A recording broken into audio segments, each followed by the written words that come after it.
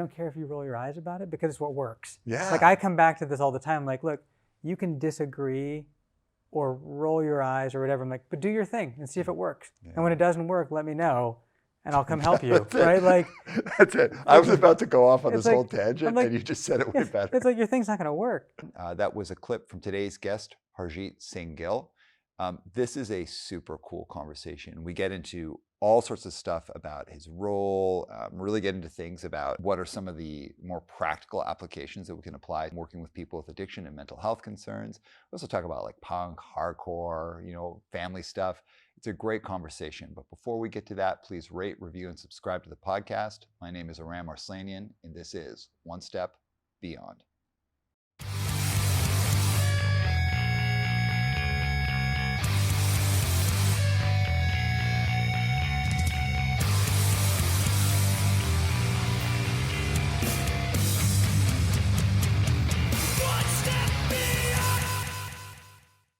My man, welcome to the show. Thank you so much for having me. I'm excited to be here. All right. So for those who don't know, the uninitiated, who are you and what do you do? Yeah, my name is Harjit Gill. I am a licensed clinical social worker, which in California means I have a license to practice clinically. I have been doing this work since about 2009 when I got my master's. And I have worked in psychiatric emergency and then some work in medical emergency, and then kind of worked my way into a few leadership opportunities. And now I am the regional director for Bay Area Community Services. So we're a relatively large nonprofit with over 500 staff. And I oversee our Sacramento region. So everything north of the Carquinez Bridge is my responsibility. So we're recording this in San Francisco. So we're in the greater Bay Area. Well, we're in the Bay Area, but you're part of the greater Bay Area. Since we've been here hanging out, the topic that keeps coming up is, you might be seeing on the news how challenging the situation is out here, but it's overhyped. It's not that bad. We all live in the Northwest, and seeing homelessness and seeing people living with addiction and mental health and not having homes, it's a common thing up there, and it's something that I think anyone who is comfortable having a discourse about it is very thoughtful about how they talk about it, because it's not like people choose to be in these kinds of situations. But one of the things that we get asked a lot about when people come to the Northwest, and specifically Vancouver, is has it gotten worse? So since we've been down here, that's been this automatic discourse. I'm like, hey, how's it going? Blah, blah, blah. They're almost like people are like, hey, it's not as bad as the news is saying. Sure, yeah. Every city struggles and people struggle. But from your perspective, and I believe you have a really good insight into this, if you think of kind of what's in the local media or the news media or the national media, is the area really seeing this huge increase in people living outside, experiencing lots of challenges with both addiction and mental health, a huge increase that you wouldn't have had before? Yeah, I mean, I don't have the PIT count data, which is the point in time count data for Alameda or San Francisco counties, but I can speak to Sacramento counties for sure.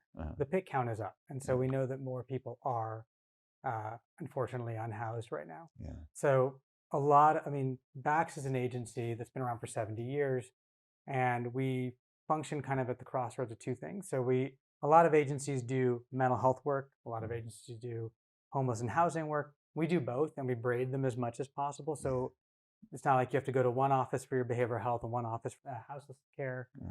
You can come in, you can see somebody, and we will coordinate your care internally. Right. So we are working kind of at the nexus of those two issues for folks a lot. Yeah. And so we're definitely doing a lot of support work around that in all the communities. We're not as in San Francisco County, but primarily focused in Alameda. We have some programming in Solano County, which is between here and Sacramento, and then in Sacramento County. And it's definitely an issue that statewide is getting a lot of attention and kind of nationally. And I think post-COVID, there's a lot around that. There's some housing stock issues in terms of available housing, and the cost of housing is I think everyone knows in California is quite high. So I think all three of those are kind of nexus factors. My history is actually more in behavioral health, right? We come from working in psychiatric emergency. And for me, it was always I referred someone to someone to help them with their housing. Like it was Yeah. not my work. In the last 2 years, I've had to basically get an education in this side of the work Yeah. because it just wasn't something I knew. And so I've been kind of steadily learning how does the funding work? How do all these kind of things come together? And what are the longitudinal kind of historical things? Mhm. What are the kind of race and demographic factors that have come in? How have we kind of gotten here at this point? Yeah. And it's funny, I just had a review and it was like one of my self critiques was like, I wish I knew even more about this. And the feedback I got was kind of, you spent a long time on one side and you've been working on this for a few years, give yourself a break and kind of understand that you're learning as quickly as you can on this side. Yeah. But there's a lot that needs to be done. I know that there's a lot of solutions being proposed, and we'll keep kind of working with counties and cities about how to implement them when they offer them to us. It's tough hearing from a distance people's life, like their struggles Yeah. being used as kind of like media talking points. And like this isn't some like anti-media rant or No, anything, but it's like, with an election kind of looming sure. in the background, you see like that discourse ramping up. And it's like cities like Portland, San Francisco, Los Angeles, like are talked about a lot. Yeah. And it's easy to kind of get caught up in the like, oh my gosh, like, this is so crazy. But then like take a step back, it's like these are actually people's lives Yeah. that are being people's lives and people's communities and people's cities that they love, they're invested in, and people who are struggling with what I think most people can agree with is like a basic right that everyone should have housing, turned into kind of these weird media talking points. Totally. And I think there's a possibility here that people get so lost in the news and like the storyline that they just get disconnected from people don't have homes, and they don't have homes for like totally understandable reasons. I mean, exactly. Like, I mean, we know when the eviction moratoriums ended here post COVID, like evictions went up, right? Like, I think Yeah. because that was what was keeping some people housed. I think, I mean, the cost of housing, I mean, you and I'm sure, know people who are a paycheck or two away from not having to be able to paying their rent, right? Yeah. I think that that's just a part of where we're at right now, Mhm. especially in the US around the lack of kind of a livable wage and kind of making general life affordable to people. Mhm. I mean, I recently saw a meme that was like, "Don't go outside.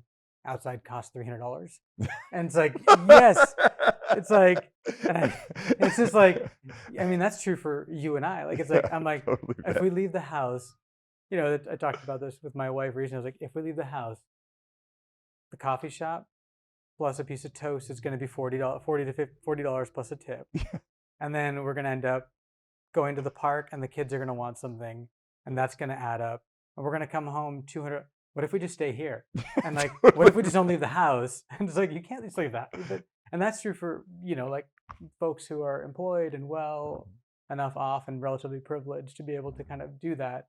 And so when you extrapolate like the cost of daily life for people, it's pretty brutal out there with the inflation. I think in the Bay Area was up to 8%. I think it's down to 5 something. Yeah. And so that comes up in like even my contract negotiations with counties, right? Is like, how much can we push on this cost because it's costing us more to do the work. Yeah. If we're running like a residential program, food costs are up, cleaning product costs are up. Like we need to actually be reimbursed for that, right? So Yeah, housing work I think is fascinating yeah, and tough. It's interesting that you said you came from like a different discipline yeah, from it. Early in my career, as you know, I worked with at-risk youth and street gangs, and most of my work had been with it'd been mental health and addiction work, and really with an at-risk population. And it had this kind of like you're always on the go, you're going these yeah, different places.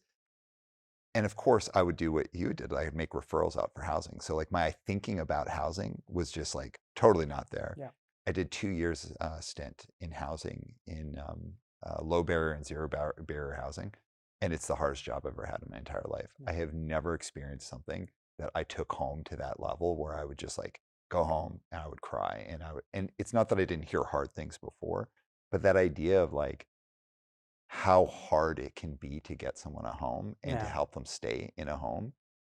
I don't know if the average person or even people in the field necessarily understand the true challenge of housing.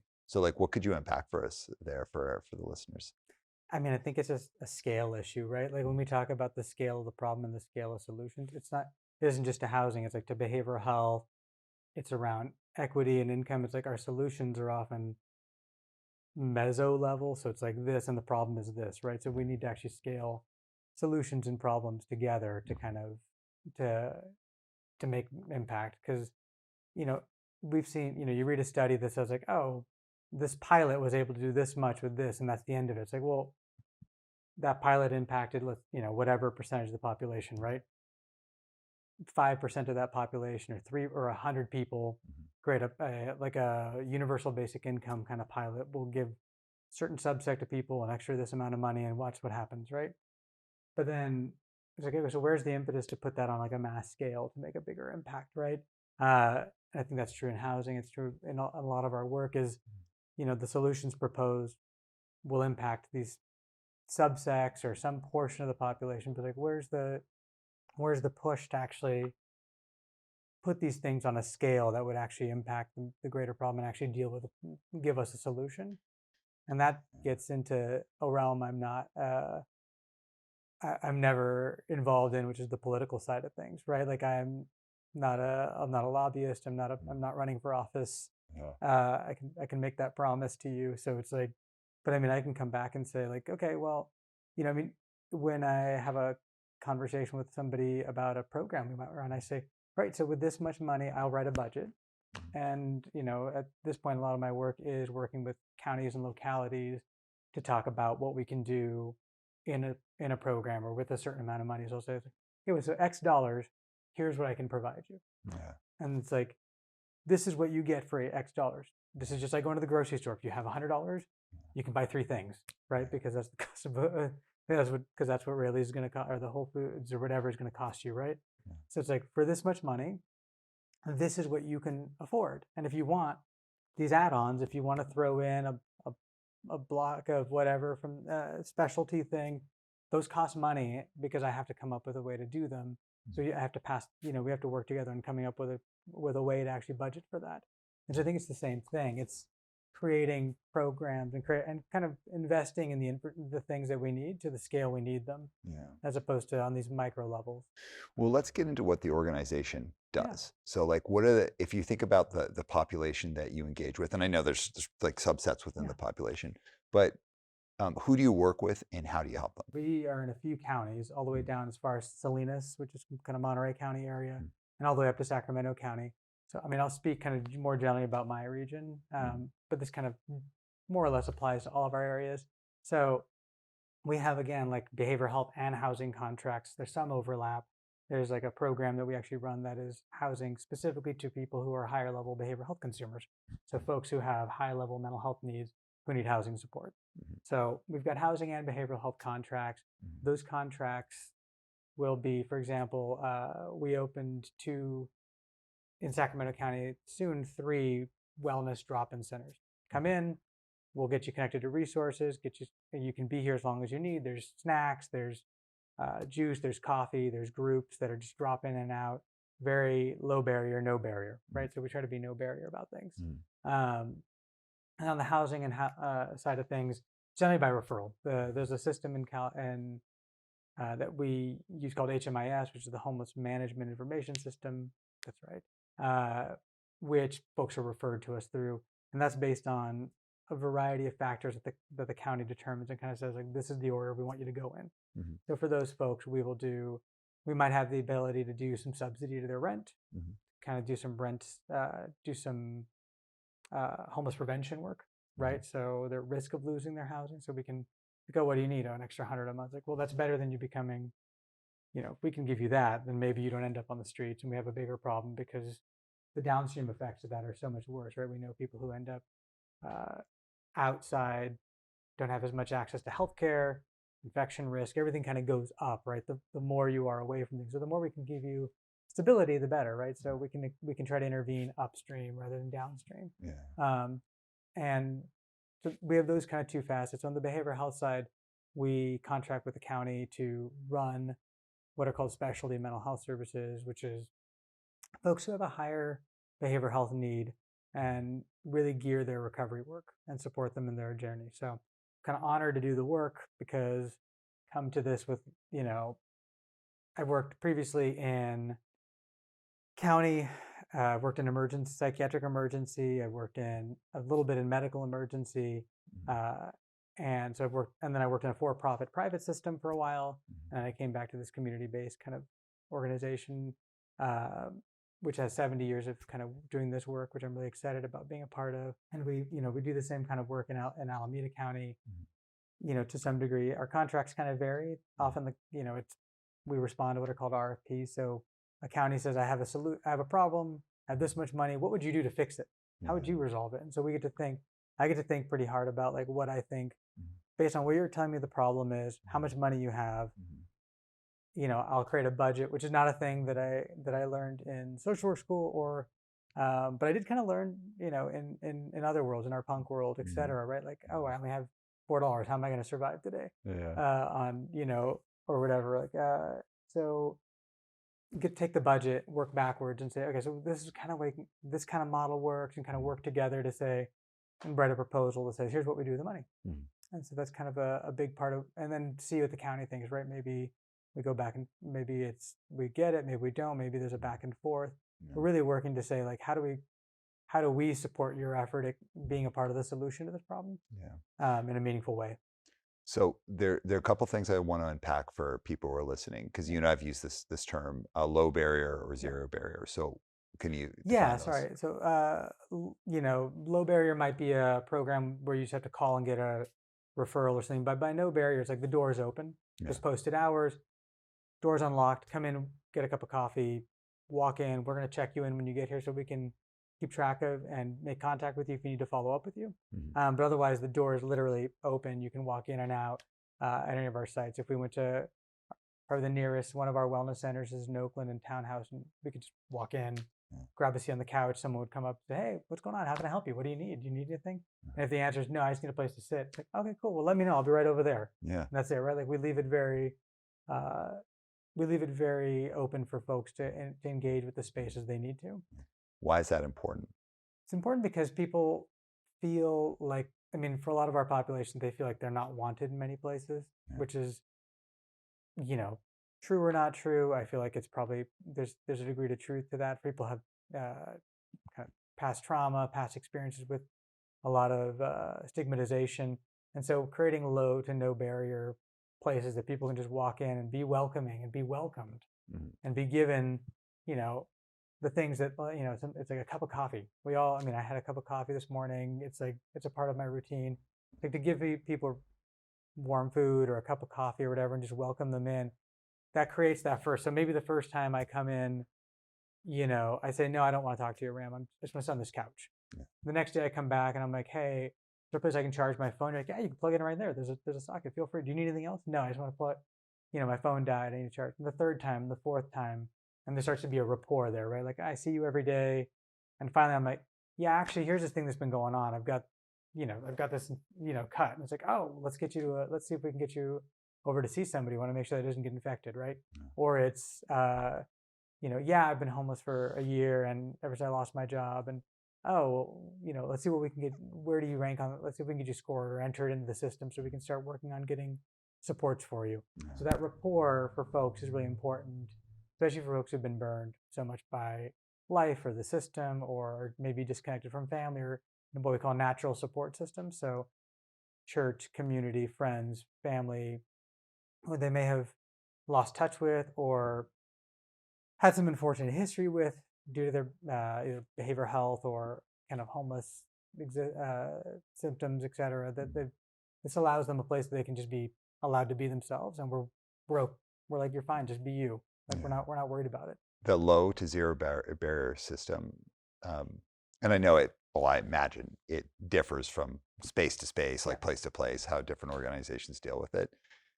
If you're someone who just, you're a person who's not involved in the um, industry of helping others, the helping industry. Um, if you're not involved in that discourse or you're not educated either through school or self-educated about it, it can seem like, well, I don't know, just like fix this, like get yeah, people houses, like, and And I don't want to be dismissive. Like I'm using the wrist flick kind of thing. I don't want to be dismissive of that thinking because like let's say your job is like whatever. Like let's say you're an accountant or you're a computer programmer or whatever it is. Yeah. It's not your job to know about Sure. that stuff. Exactly. Yeah. And so I totally get it. But the complexities of building rapport and trust and kind of earning that trust and earning the right to help people, because that's that kind of thing where it's like, you know, earning the right to help people and not just walking in like a superhero cape and being like, I am Exactly. here to solve your Exactly. problems. Yeah. It requires like different approaches for different people and time and lots of time. Yeah. And I can only, I've been very fortunate in my life where it's like I haven't had to experience a lot of those things. The situations that would cause someone to be unhoused, but also like a lot of the situations that would cause someone to be so afraid of a system or so hesitant to engage. Like you said, it's like, well, I have a cup of coffee in the morning. Or if I need to go to the doctor, I just call my doctor Yeah. or I do this or that. Because why wouldn't I do that? Yeah. I haven't had the life experiences to tell me that's a dangerous, hazardous thing or that they might just say no. Yeah. So that zero barrier, zero to low barrier, just for anyone listening who might not have understood the terms, but also why it's so important, I think it's one of the most important and most human things you can do. Yeah. I mean, totally.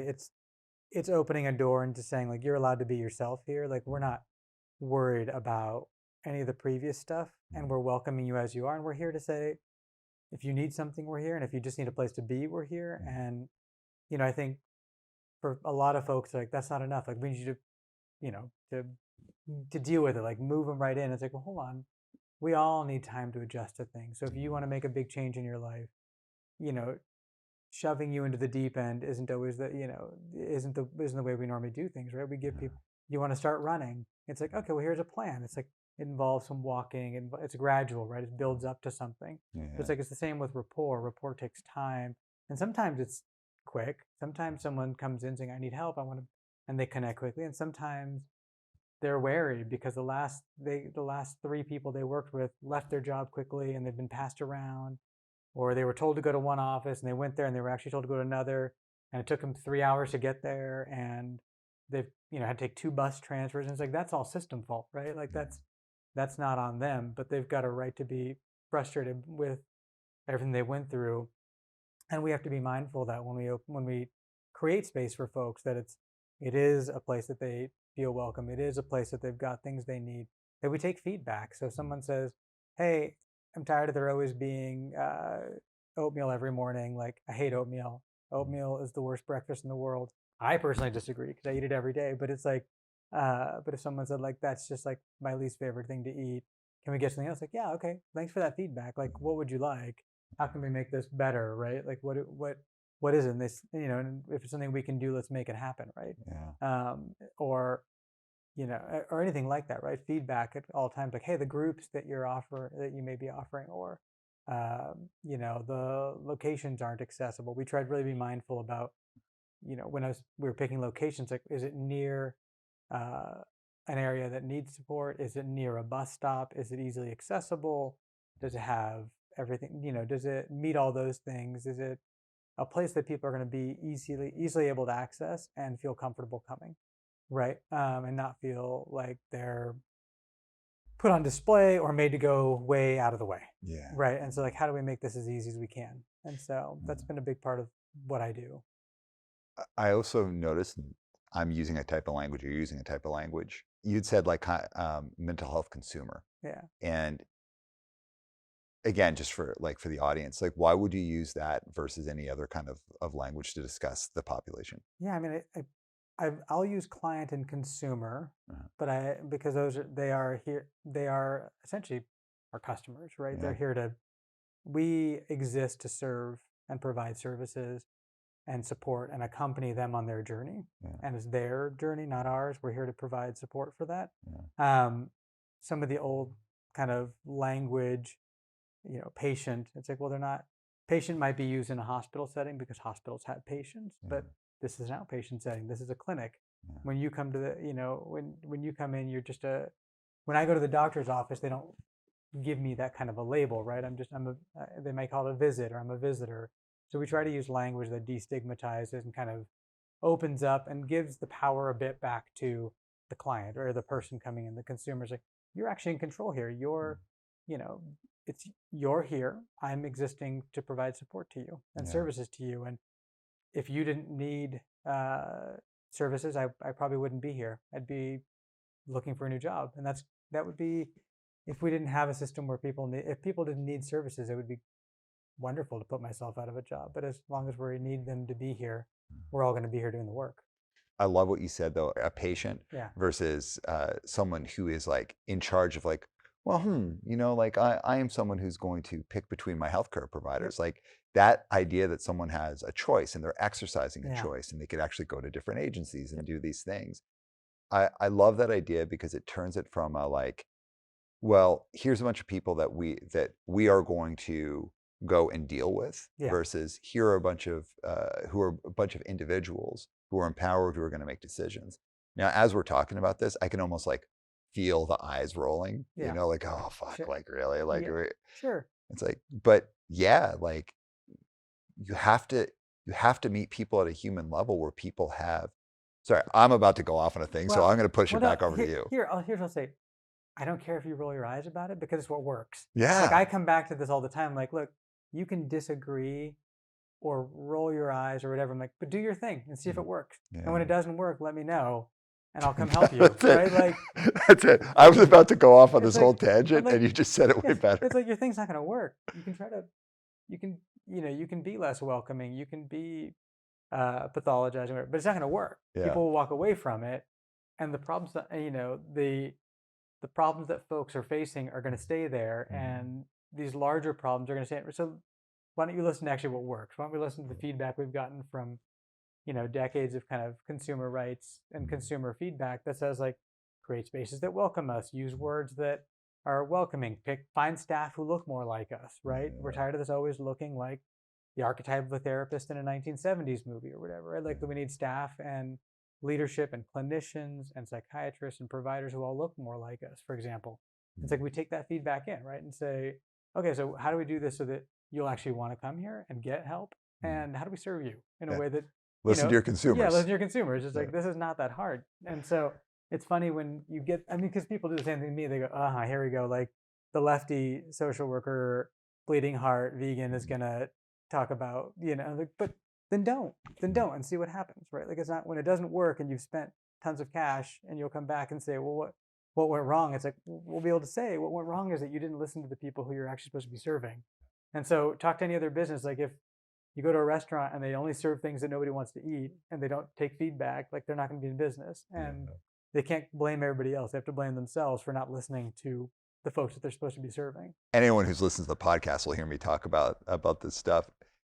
And I was catching myself because I saw you wanted to speak. Yeah. I was like, okay, where are you going to go? And you went to like the thing that disarms that. It has nothing to do with like this. And not that it has nothing to do with it, but I can like stamp my foot and go on the morals about it. Yeah. And someone on the other side can like roll their eyes and do the whatabouts. Yeah.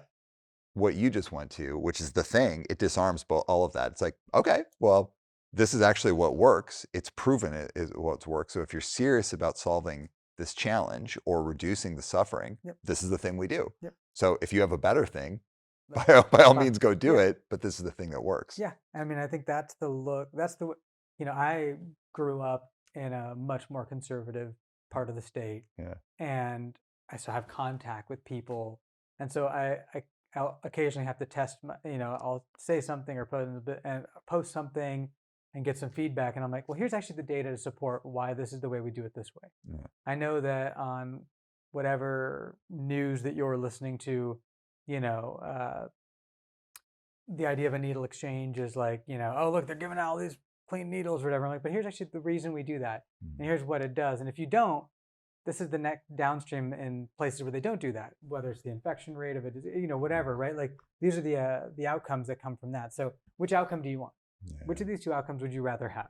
Yeah. And then you decide what you want to do and how you want to go about it. And so if I go to that economic, and I'm like, and it's cheaper, it's likely a cheaper solution. It reduces these greater down, all the other downstream stuff.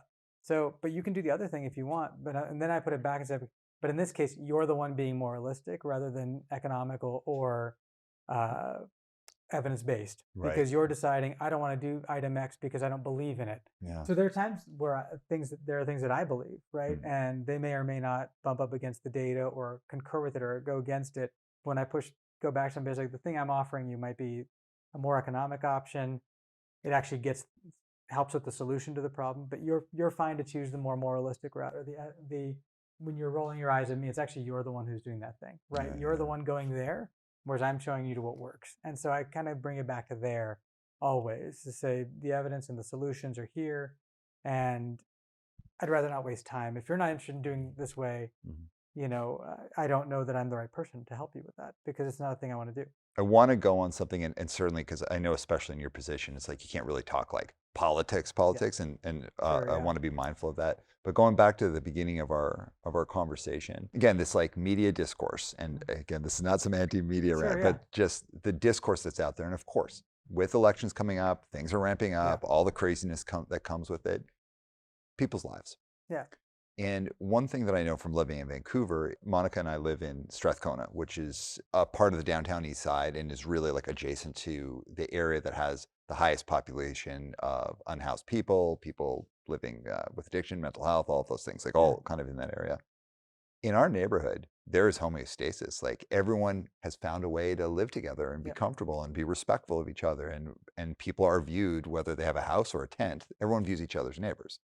And I'm not saying it's perfect, but yeah, we've kind of found that balance, yeah, like water finds its own level kind of thing. yeah, And I, in when I've been here the past couple of days, it's been this frontline conversation. You've probably heard it on the news, but the thing that I've been hearing from people in San Francisco who live here are like, hey man, like this is our city and our community, and yeah, we have neighbors that live in a house or live in a yeah, tent, and it's fine. And yeah, and and it's not what the media is making out to be. And is it a little bit different? Yeah, but things go in ups and they go in downs, and we're figuring it out.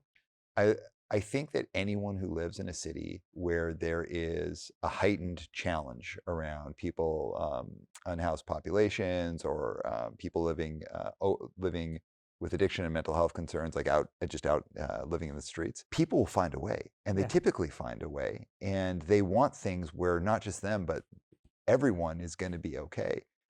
It's really going back to the idea, like, these are people's lives. yeah, It's like, it sucks to see this being this like weird talking point on all these media platforms where it's like all you're doing is talking about the bullshit that creates the eye rolling or the people kind of like getting super moralistic, and it's yeah, taking away from like, no, there's actual like proven things that are happening here, yeah. like the this is what works kind of thing.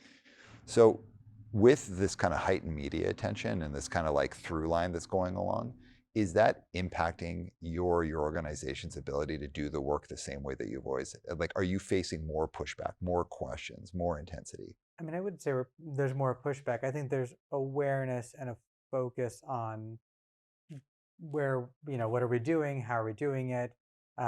Like from the community Yeah, I or mean, I think from ourselves okay. also, right? Like, I think, um, but I think also partially from people who work with us.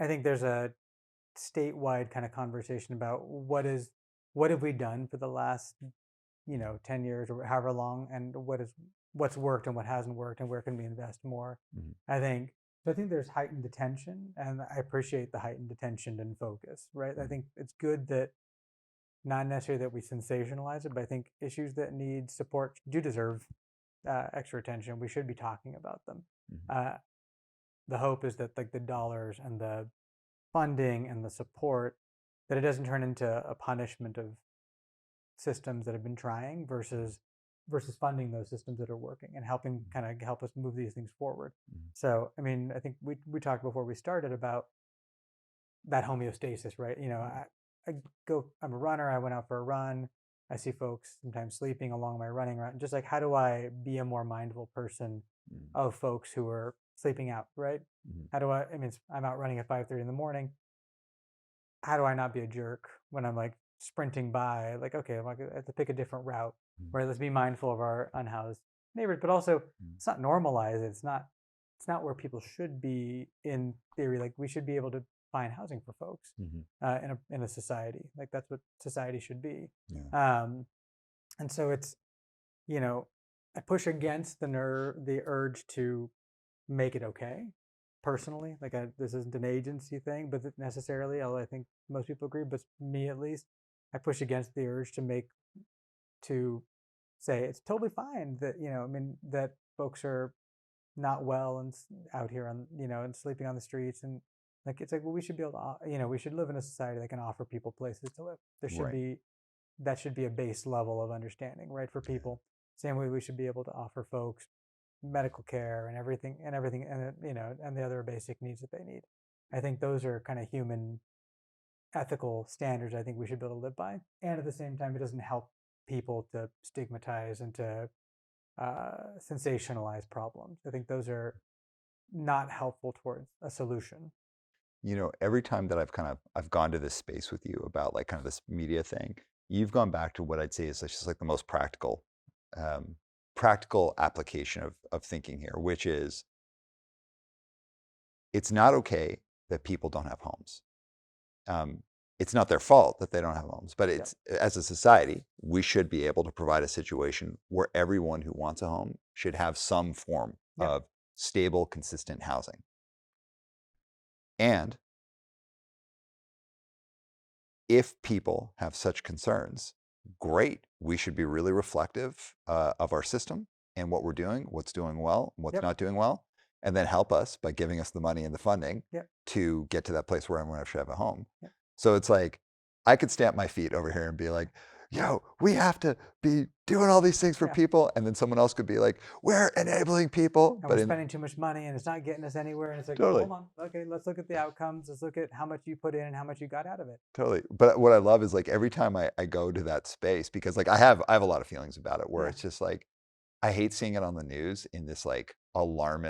And it's not that people shouldn't be alarmed, but Yeah. it's like I don't think it's on the news from very often from a like helpful alarmist Yeah. space. It's from Sure. a like sensationalist, like society's crumbling Yeah. kind of Exactly. thing. Yeah. And it's like, hey man, like we have a serious problem Yeah. and it has gotten worse and let's do something. And I tend to get in this like, and Monica hears me like, like I'll be like stamping my foot like, well, if everyone wants to be so sensationalist about it, then just give way more money, Yeah. like do Yeah. this. And then the other side has got all the discourse about like, well, where's the money going? Da da da. Yeah. Whenever I go that space, I love how you like bring it right back to, hey man, I welcome the pressure. It's just going to help us do better. Yeah. And nobody's saying that people living without homes is good. In fact, we're all saying it's not. Yep. It's not a good situation.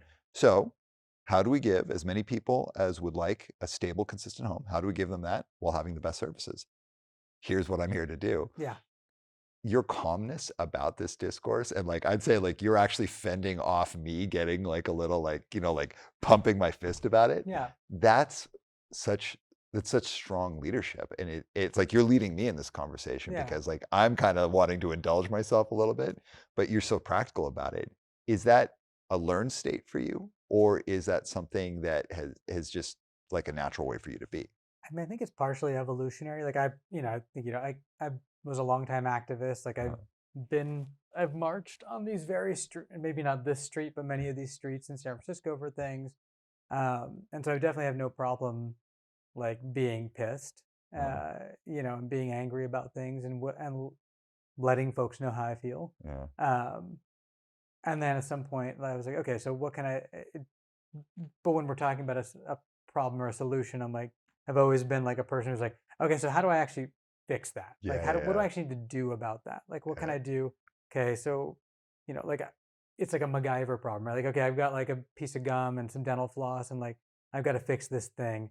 Yeah. MacGyver was a television show that most of you probably didn't see who are listening to this podcast, but I think there was a remake a while back. But it's like it's kind of just like a constant problem of like, what do I do with what I have? Yeah. And on the flip side, I want to say that I think it's okay.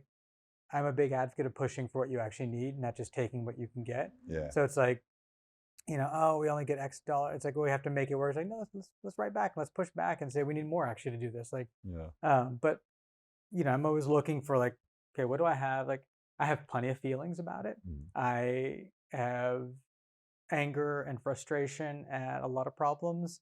They're not lost. Like, this isn't a monotone kind of a situation. But then I like process those for a moment. I'm like, yeah, I have tons of feelings. Let me think about that, and then let me set them here for a second. Mhm. Like get into my box about like what do I actually come up with to Yeah. do this, and then it's like, okay, now I can go back to talking about how much I hate this thing, or how much Yeah. this pisses me off, or how angry I get. But it's like I'm always coming back to like an operational kind of thing. Like, what do I got to what can I do? I just love it though, because I keep trying to like pull up a soapbox and be Yeah, like, hop on the yeah. It's soapbox like with let's me. And go. you're like, no, Nope. I'm not getting on that. Let's be practical. Yeah. All right. But let's go into actually. So we've talked a lot about the organization, the Yeah. work you do, kind of the challenges that you're trying to address. Being in the helping profession is wonderful, it's Yeah. incredible. It fills up your cup every day. It's tough. Yeah. What are you seeing out in the field in terms of how people are responding to our modern situation, our current situation? So a few things. One, we and on our website, et cetera, we try to pay folks a livable wage Yeah, because we don't want them to have second jobs and third jobs to make ends meet because these jobs are hard enough, yeah, right? So let's make it as possible for folks to live off this one work and then take their time for themselves. I'm a big advocate for staff taking their PTO. mm, Like I push folks, and I'm like, if you're on PTO, in fact, but just by chance, like on Wednesday nights, I've got to be at this soccer practice for my son. This is an example, right? And so I sit at a position where I'm in charge of the region. I've got an associate director, and then if there's a bunch of there's a layer of managers who are great, and a layer of supervisors below them. And so that grouping of people has a Teams thread, and so I realized this Wednesday evening was going to be a great time for me because I was going to be there from 5 to 7 every week mm, to just blast emails. Just right, like, oh, I'm going to be at my son's soccer practice. I'm going to write like 100 emails every Wednesday and get them all cleared out and walk away. And I realized that people might feel the pressure to respond. So I wrote a long thread to them all saying, like, you're going to start getting these. My expectation is that you don't even read them, that you don't look at them. Because if one of you does, then all of you are going to feel the need to do this. And then you're working till 7 p.m. right, And you're not supposed to. I'm just doing this. So let's try to work on this together, right? And I think that's true of our staff. I could try to push the same thing, which is, when you're gone, you're gone. When you need support, we're here. I tell people a lot of times there are layers to support you that if you'll reach out to them. So if you're a case manager, a what we call a coordinator out in the field, you definitely has a supervisor. That supervisor has a manager. The manager has an associate director. The associate has me. I have the chief of programs. Chief has the CEO, the executive director, CEO. yeah, You're not responsible for anything you feel like you can't answer yourself. And so if you ever feel like you don't know what to do, you can call one person and you can call another. If mm, you can't get a hold of your supervisor, there's a bunch of supervisors who will just talk to you. yeah, Like there's a number of them in the building. So just talk to somebody and say, I'm stuck. yeah, You never have to feel like you don't know what to do. mm, You always have the ability to reach out. And I think pushing that to everybody to say, it's okay to ask for help. It's mm, okay to not know what to do. Your responsibility in that moment is actually to find one of us. You mm, can just grab me. And I mean, people will grab me walking by, like, hey, I can't find anybody. I'm like, well, what's up? Talk to me about it. Like, what's going on? mm, And they'll walk me through what the situation is. I'm like, okay, so here's what I think we should do. Let me grab your actual supervisor in case there's anything that I'm not aware of that affects that. yeah, And let me pull them in to make sure that I'm not missing something that's bigger that you are all already working on. mm, And then like, let's come up with a plan together. And then I'm going to leave you with it. Right. And and it's like, that's not a thing I have to do often enough mm, or often, but I'm in folks see me walking by, and if I'm always like, everything good? How y'all doing? I'm like, if I see anybody who's looking stuck or puzzled, I'm like, what's up? And they're like, oh, I can't do it. I'm like, did you ask your supervisor? Not yet. I'm like, well, you want me to grab them for you? Like, you don't have to feel stuck. You've got support. And I think taking that off people's plates is a big part of creating a sustainable place for them to be in this world of the helping world. Like they can choose to work in a place that's not as emotionally draining mm. for probably similar wages, et cetera. So they choose to do this work. So how do we honor people's time and energy they're putting into the work Mm. and giving them the ability to feel like they're doing the best they can do and that they're supported the best they can be? You said two things that I want to touch on. One was living wage, and the other is you didn't name it, but kind of talking around burnout. Yeah, But let's go to living wage first. As an industry, like yeah, the helping profession has historically, in most places in North America, inclusive of Canada, been getting a living wage is difficult. yeah, And it is a job that has a huge amount of emotional labor. And this is, and I hope people hear this as a, I don't believe that people who are in this field are doing it for, reasons where they think they're superheroes. They're Yeah. doing it because they're compelled to help other people. Yeah. And it's got major, major emotional labor involved. You take home a ton of your work Yep. unless you're a certain kind of person who doesn't do that. Um, so it's got all those challenges where people have to be at their best. They have to be thoughtful in their conversations. They have to be mindful. They have to really be with people. And also, because of the nature of how many of these positions get paid, they also have a whole different level of stress about, like, how do I feed myself, my Yeah. family? How do I stay home? In fact, I was just reading an article recently about the amount of people who work in the industry that end up themselves living in unstable housing, losing apartments, ending Yep. up living in cars, while also they themselves becoming homeless while working with unhoused populations. So, what can you unpack for us around that, around the needs of this industry for having like fair wages? Yeah. I mean, I think, we call it a livable wage. Hmm. We focus on trying to make sure that we can find a wage that allows someone to just work this one job, right? That you should be able to survive on this work that you're doing here because it has meaning. Yeah, yeah. Um, I think, I mean, you and I both came up in this industry, Hmm. and some of the wages are brutal. Like they're just Brutal. not. And like, I think that's a thing, a point of pride for me is to be able to offer folks wages that they often will look and be like, "Are you really?" It's like, "Yes, this is all. This is the number." And like I feel really great about getting to do that with folks.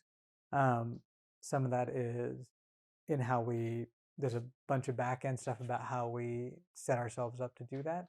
Mhm. Um, but I think it's important to honor the work and the workers that are doing the folks that are doing the work. I think the other thing is that when you look at the cost of turnover, so Crazy. it's So like intense. it's like you lose 3 months of productivity. I think for every every person you leave. I think that's the last thing I read. So it's like okay, you're losing 3 months worth of money. You're paying the new person anyways. You have the lost productivity of the stress of when that person leaves. Their 30 clients have to go. Uh, consumers have to go somewhere. So everybody's covering and their stress levels are up. It's like, how do we make this more sustainable, right? This work. And I think also we have to keep pushing for the funding to match what we actually need to be doing. So it's not over. It's not like a solution, but I think it's a place that I'm more comfortable with with the way we set our scale. Yeah.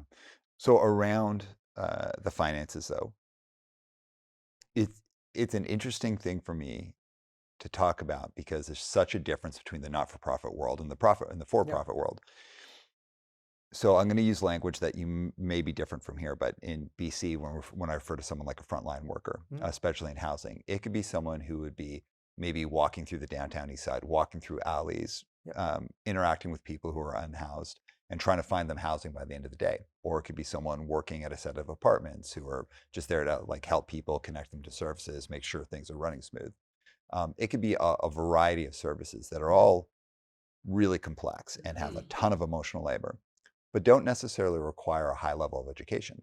And let's say maybe a bachelor's degree, but not necessarily, certainly not a master's degree. And um, and also like some people who maybe didn't even complete high school. I think that's a good thing. Yeah. In fact, I think there are a lot of people who are highly skilled at helping or who could become highly skilled at helping who maybe don't have a formal education, but are like unbelievably skilled. Yep. And education shouldn't be a barrier at that level. I'd even go so far as to say is that I think there are a lot of people who could be great counselors and therapists who maybe don't have like a master's degree, but who could be incredible in that space if they were just given access to like appropriate training that maybe they don't have the time or space or ability to go and do a university degree. So when I think of all the people who I've worked in a frontline space or people who are able to work at different levels without formal education, I've seen that often be a reason why people don't get paid as much money. It's Sure. like you Yeah. don't have a bachelor's, you don't have a master's. It's like, yeah, but They're doing important work. they're doing super important, Yeah. highly skilled work that's like really, really tough. In fact, if I think of the people that I know who are walking through alleys in the downtown east side, like connecting with unhoused populations and really trying to, or at least connect them with services, that's like some of the most important human work that you could do that is highly skilled. Yep. That's like, you should get paid really, really You well should for get that. that. That is a job that most people don't want, and and there's a skill to it. There's an Mhm. ability to be able to connect to people that has to be there. You have to be a certain kind of person. Yeah. So, yeah, definitely. I mean, I think we see that, Mhm. and it's like, our scaling tries to note that. And I Mhm. mean, we use similar language here, like folks who are either doing what we have traditionally called case management, right? Uh, Um, and or have or do support work for mhm.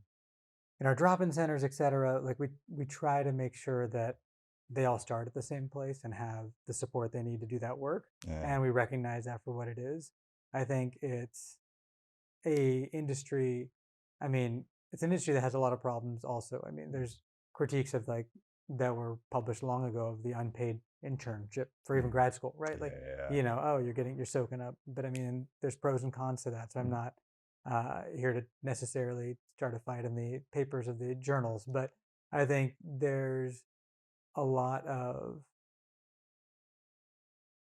I think there's a lot there around folks who, especially with lived experience, who've come in, who've Mhm. been historically underpaid for the work that they've done. Yeah. So, giving them a different title, using their previous experience as maybe a consumer of behavioral health services or Mhm. having been formerly homeless, Yeah. but then saying, well, they're technically unskilled. It's like, well, no, they actually probably they have more expertise than you and I do. Like Totally. they've been through this, so shouldn't we lean on them more, right? Well, And and sorry to interrupt, but the yeah, contrast I wanna make is, like, in the for-profit world, it's like, you expect people to have a level of education, yeah, and they get paid for that level of yeah, education, right? So, when you see someone has a master's or a PhD, it's like, if you're in the for-profit world, that's like, "Oh, okay, we're gonna move them to a different yeah, scale." yeah, We're in the not-for-profit world, it's like almost like applying the same thinking to but it's like, "Oh, you have a master's degree? Well, we'll go yeah. to We'll this pay more. space." But it's like, well, what if someone doesn't have a master's degree, but they have lived experience Yep. and they have, let's say not just their lived experience, but they've had like specific training that would enable them to do work. Yeah. Why wouldn't they be able? Why would we apply working for the for-profit or the logic for the for-profit world to the not-for-profit world that has all of these nuances? And I'm not asking you to Yeah, answer yeah. for the No, system, I mean, but I agree. I think that those scales need a lot of uh, rewriting. We need to actually be analyzing what is the work that you're doing and how should be and what's fair to the kind of work you do, yeah, right? yeah, Like, um, how do we make sure that and I mean, to me, it's always about making sure people feel taken care of, right? Like, yeah. how do we make sure that you are able to feel good about the work you do here, feel like you're being fairly compensated, feel like there's not a differentiation between you and another peer, another staff member, uh, especially among within those groupings, um, that feels like it's based on anything other than experience and quality of your work, right? But it's true. It's like, if you're a teacher and you have a master's, you get more than a teacher who doesn't have a master's. There's a rationale to that, right? You do the extra training, but you're both going to be teaching in a classroom in a similar setting. Here it's like, well, that person walking through the downtown east side is doing something very specific that has a very specific skill set, which is valuable. Mhm. Like, you and I can't just go and do that work today. I mean, we could do it, but it probably wouldn't be done as well, and it might not have the impact it does. So that person is kind of a specialized staff person. So how do we make sure we pay them, or at least take care? How do we make sure we recognize them? I Yeah. don't want to say pay, but it's like, how do we recognize them for what they are, rather than calling people like unskilled? Totally, and that unskilled thing is it's so interesting to me because I think practically most people would say, well, to be in the helping profession, you should have some kind of like, Background. yeah, some kind of background and some kind of like skill with it. I think that's a reasonable thing to expect, especially with the delicacy of the work and like how crucial it is to like really be able to be with people and properly support them. On the flip side, I think to things of like, let's say what people might call skilled, right? Like people with master's degrees or PhDs. It's like, I'm sure in your life, and I'm not asking you to comment on Yeah. this, you've probably met a lot of people who have advanced degrees where you're like, Oh oh, yeah. Oh yeah. I mean, where I'm like, we're just I've met plenty of people who have no degree who I would want taken care of my loved one more than I would want this other person who has a doctorate or whatever, right? Like we know these things to be true Yeah. because there's something to the person behind it and their empathy and their compassion and their way of being Mhm. that probably that doesn't necessarily you don't get that necessarily from just having gone to school. Like that's it's part of it's who you are. So Yeah. it's like it's 100% true that I've certainly and we've all met, you know, clinicians or doctors that you've gone to a doctor's office, you're like, I never want to see that person again. Right. And that's totally understandable. Right. I mean, I could, Mhm. you know, there was a neurologist I once saw with my dad, you know, and for the my dad was diagnosed with Alzheimer's Mhm. a while back and then passed away a few years ago. Mhm. But the first neurology appointment I ever went to with him, I had this list of questions. I'd come with like, you know, because they tell you it's like, hey, for the doctor, because they're going to be busy, make sure you have your questions before you get in. So I had them listed out. I was ready to go. We finished the visit and I started asking my questions. He's like, okay, we're out of time. I was like, no, we have 4 more minutes, and I just want to get through these. Can I email them to you? And he said, he held his hand up and he said, your dad has Alzheimer's, you need to get over it. Or no, you need to get used to it. Sorry, so you need to get used to it. And I Yeah. was like, this is the last time I will ever see you in my life. Yeah. I looked at him just like, this is the last time we'll ever see you again. Did you say that? Yeah, I said Yeah. it to him out loud right Yeah. there. And my mom looked at me like, did you just make an executive decision for the family? I was like, Yeah. this guy can't take care of dad. And how did he respond? He just looked at me like he was shocked that I would speak to him that way. And then he Uh, walked out. No, and I went and found a better neurologist with a better, you know, bedside manner who yeah. understood, who was kind, who really worked with my dad and was kind of part of his neurology team up to the last few years of his life when he transferred to another care team. But it was just like, you know, the ability to advocate for myself and my family is not something that everyone feels like. A lot of the folks who come in through don't feel like they can say that to you, right? Like, Yeah. they don't feel like they can say, like, hey, that clinician was actually a jerk. I Right. want to file a grievance, right? Or Yeah. I want to file a complaint. So we try to make sure that people know they can do that. Mhm. But I know that, I mean, I felt empowered given my experience, my position in the world, the Mhm. relative privilege I have, Mhm. the guy who's in grad school has a clinical degree, Mhm. to be like, whoa, that's not how you talk. Like, Yeah. that's not how you talk to me. That's not how you talk to my dad. This we all deserve a level of respect here. Yeah. Well, and to go to that, not just in this field, but I feel like the idea of education, Mhm. of course, education can matter and it can be helpful. But I think that I firmly, in my heart of hearts, believe that there are so many unbelievably talented, wise people that could be working in all sorts of industries and Mhm. making a massive difference Yep.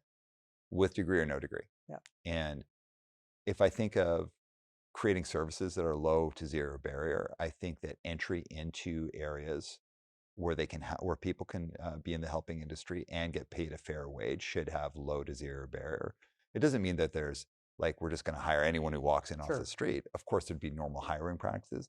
I do believe fully that most people can help in many, many, many ways. And then if you kind of go up the scale of complexity, that's where you look for different things. Yeah. But even then, that doesn't necessarily mean formal education.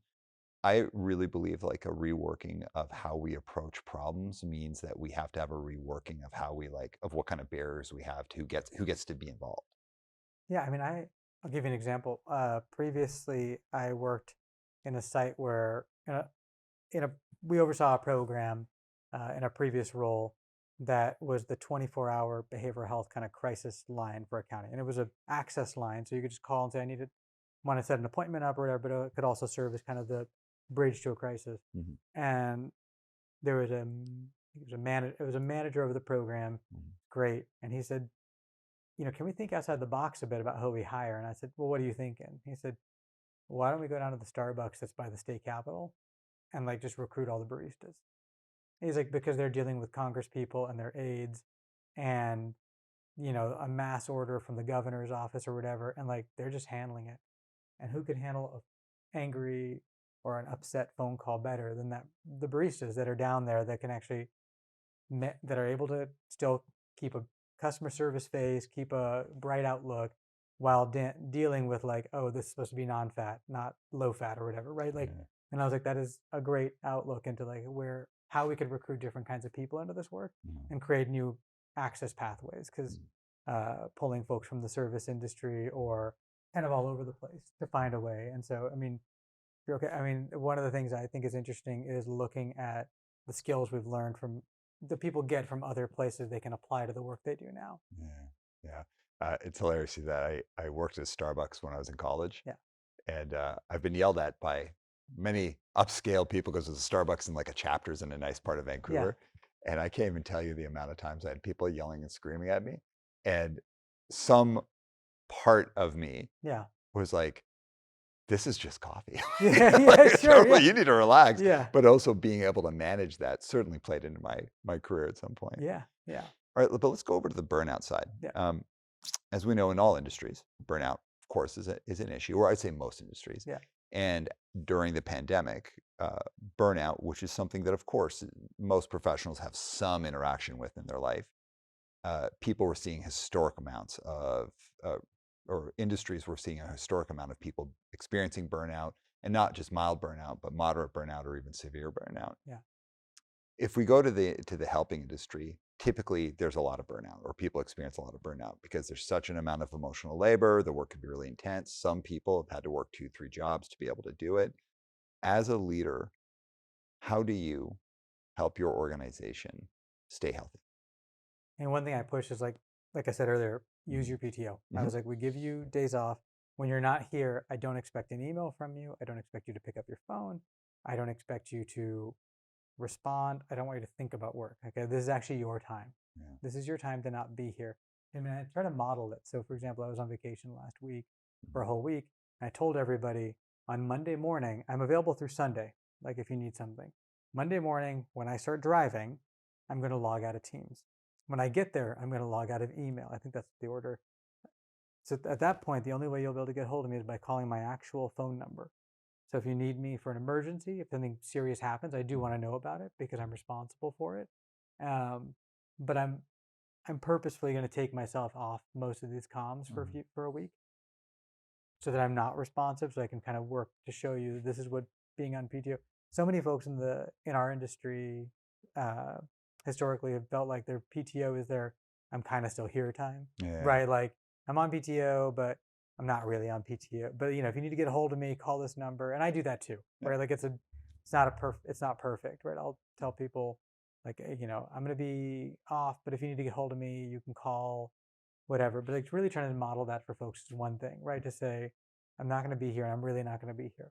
Yeah. And so, and I want you to not be here when you're not here. And I Yeah. want you to tell the staff they're not here when they're not here.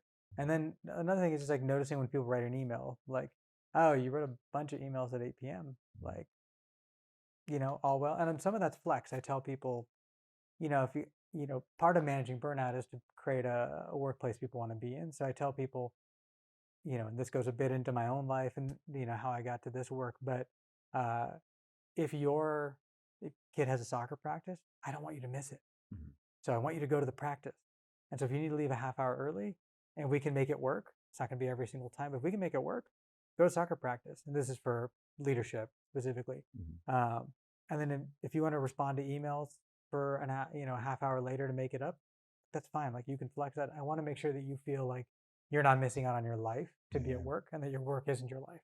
Yeah. Right. And that's important to me. It's important to setting a culture that's supportive of staff and that keeps people wanting to work. Right. I try not to miss anything for that same reason. I'm like, I'm going to be here. You can get a hold of me.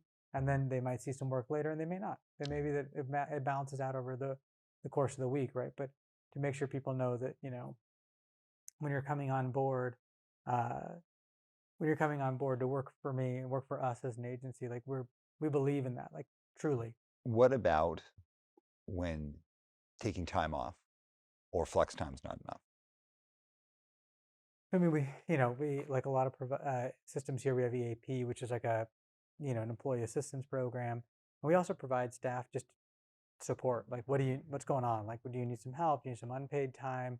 What can we do? What is, uh, what do you want to share with us? Because I mean, ultimately, you run into a situation where I might be a therapist, but I'm not my staff's therapist, Mhm. right? I'm their boss.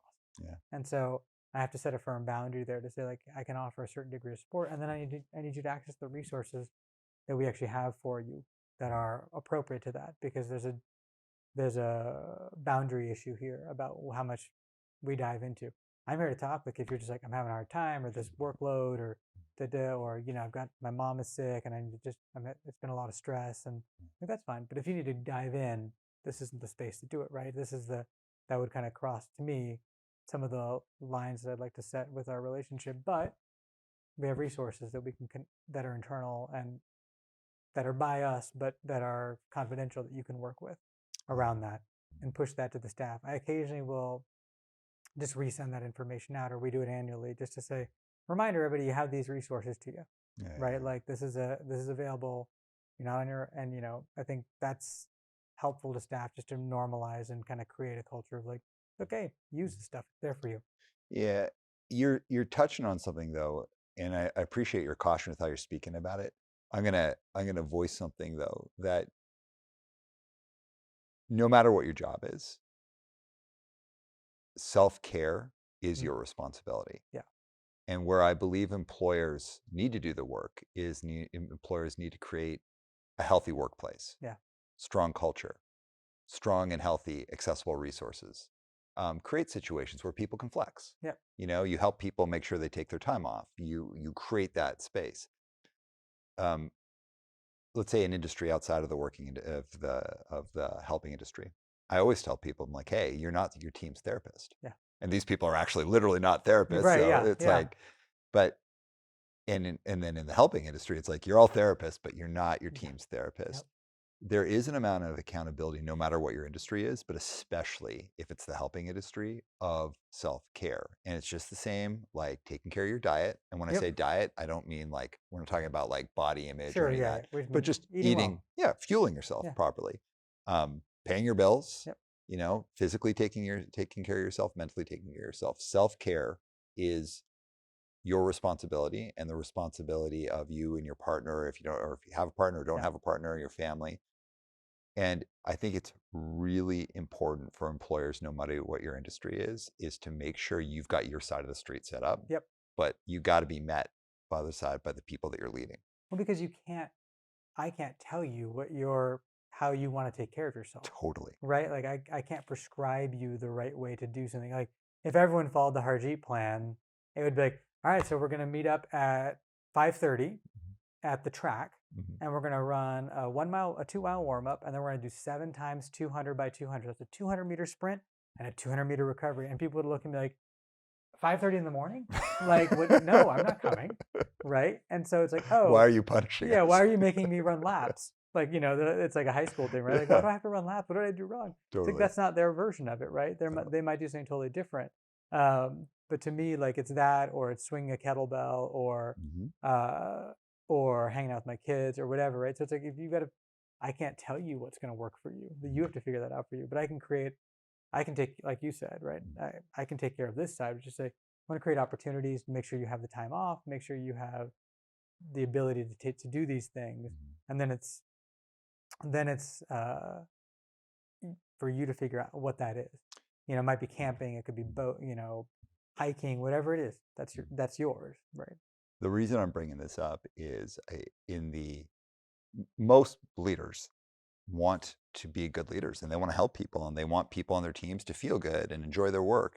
And that work could be like helping people and it could be making paper bags. Like it's, I want people to feel good about working here and feel taken care of. But if people want to do good work, if they want to do great work, if they want to do something that is meaningful either to them or to the world, or even just make a good living wage, it starts with your responsibility to take care of yourself.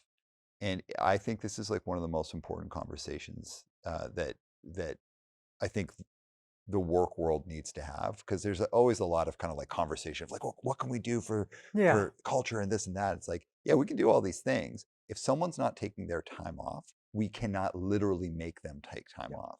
Yeah. If someone is not minding their diet or they can't sleep at night and they're not taking the steps to help them sleep, like to figure out what's going on for them Yeah. and to address that, we can't make them do that. And that doesn't make someone a bad employer. No. It doesn't make the industry a bad industry.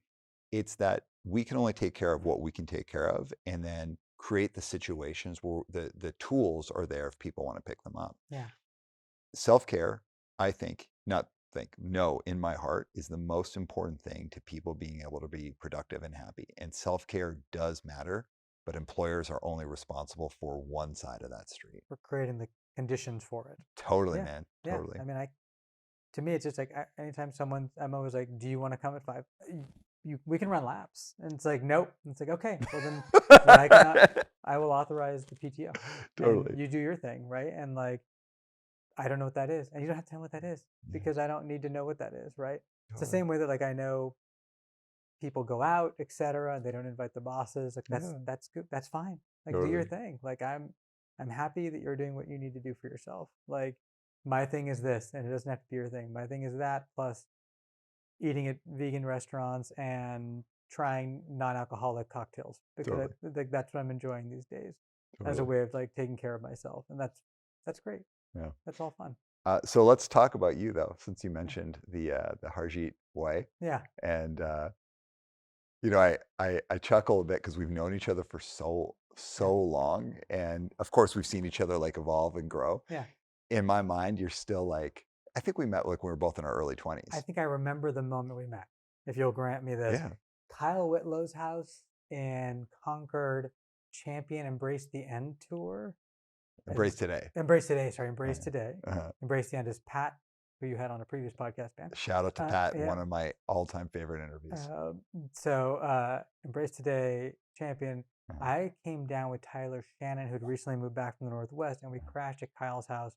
And my hair was probably chin length, awkward at that house. But that was the first time I actually ever talked to you. and we hit it off right away. Yeah, We yeah, became buddies right yeah, away. yeah. I will agree Yeah. with that. Yeah, Um, I think that's true. Shout out to Kyle Whitlow. Yeah, That guy created such a special thing that changed so many people's lives with the record label. And Zach, who also helped him yeah, start the record label, but wasn't always a part of it. Um, Shout out to him, man, because I think of Rivalry Records, and I don't I don't know how remembered it is, but yeah. like what Oh, a special label and special time. those dudes are from my hometown. Oh yeah, Yeah, yeah, like we all grew. They went to high school 2 years ahead of me, so that set the stage. Like I think Zach's the one who got me into straight edge, yeah. and so that's like those. I don't keep in touch with them Mhm, very much, but I mean, they're always in my heart because I'm mhm. like that got me on this path that I've been on since then. Yeah, both great guys. I was thinking, this is a sidebar, but I was thinking about Rivalry Records, obviously here in the Bay Area, Yeah, and like there are these just pockets of time where people do these things that at the moment it's not like you're thinking about forever, but yeah, it seems like a forever thing, right? It's like you yeah, look at a wall, you're not thinking that wall is going to be torn down someday. It's right. just a wall, Yeah, right? yeah, I think of Rivalry Records and what Zach to a degree, and then Kyle later on continued to do. It was huge, man. It was yeah. groundbreaking. I mean, the band. Groundbreaking might be too Well, big, but it felt monumental to me. and I know I've never said this to Kyle, so Mhm. if it doesn't end up on the pod, I can send him this. We can send him the snippet. The fact to us that it's that they are that Kyle and Zach are from the same town of I think it's 28,000 people or something as Mhm. me in Northern California, rural California Mhm. is like this huge badge of pride to Yeah.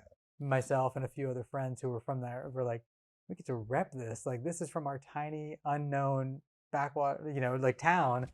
These guys started this awesome thing and put Mhm. out these great bands, and so it was amazing to me to be on the periphery of just to be proud of kind of a local product. Totally. And there's two things I learned from Kyle specifically that I've applied to my life. One was Kyle ran Ravelry like an actual business. Sure. And I remember, and I've told him this, like there were points where I remember feeling like a little like, oh, like who is this? Why is he being out? Like I was young, Yeah, yeah, right? yeah. You're And like, actually, let me just say this. Because I don't think young people necessarily think this. My thinking at the time was a bit juvenile, where I yeah, was like, oh, it's not punk to run it like this. But it's like the dude had spreadsheets yeah, and like had like royalty statements and yeah, stuff, and like you would have contracts, and it'd be like I was used to handshakes yeah, yeah, stuff. But of course, as I got older, I'm like, oh, that was the smartest fucking thing. Like that guy was so ahead of the game yeah, because it's like he ran a very well a well-oiled machine that was an actual business that treated everybody super fair. Yep. He was just adult enough to do that, Yeah. and he's younger than me. Yeah. Yeah. I mean, I think he was a valedictorian of his high school class. I remember watching him give his speech. So it's like, I mean, that guy always, uh, I mean, he was 2 years ahead of me or 3 years ahead of me. And so it was just, Tyler was 3 years and Kyle was 2 years ahead of us, but they were special dudes on campus. And so, shout out to those guys. Well, just the idea that it's like no matter what you're doing, Yeah. you should run it well, like Yeah. thoughtfully. So that's the first thing I learned from Yeah. Kyle. But when he shut down Rivalry, and was like, yeah, the label's done. Yeah. At that point, I was such a believer, and I really like Kyle's just such a smart guy, and has gone on to do other great things. But it's like where he's like, yeah, I just don't want to do it Yeah. anymore. And I again at the time I was kind of like, whoa, like I almost felt like, can you do that? Like Yeah. Yeah. Yeah. Sure. just like shut something down. Yeah. And he shut it down. And it's the graceful wrap up. You choose your own ending, you wrap it up when you want. And I've applied that to things that I've done. I applied it to my own record label that I did later on. But I've applied it to things where it's like, hey, just because you're doing something doesn't mean you're have to do it forever, Yeah. especially if you don't want to do it anymore. Yeah. And that graceful picking your own exit and just being really thoughtful about it was so cool. So shout out to Kyle. I just think he's such a great guy, and Rivalry Records is such a cool label. Totally. Yeah.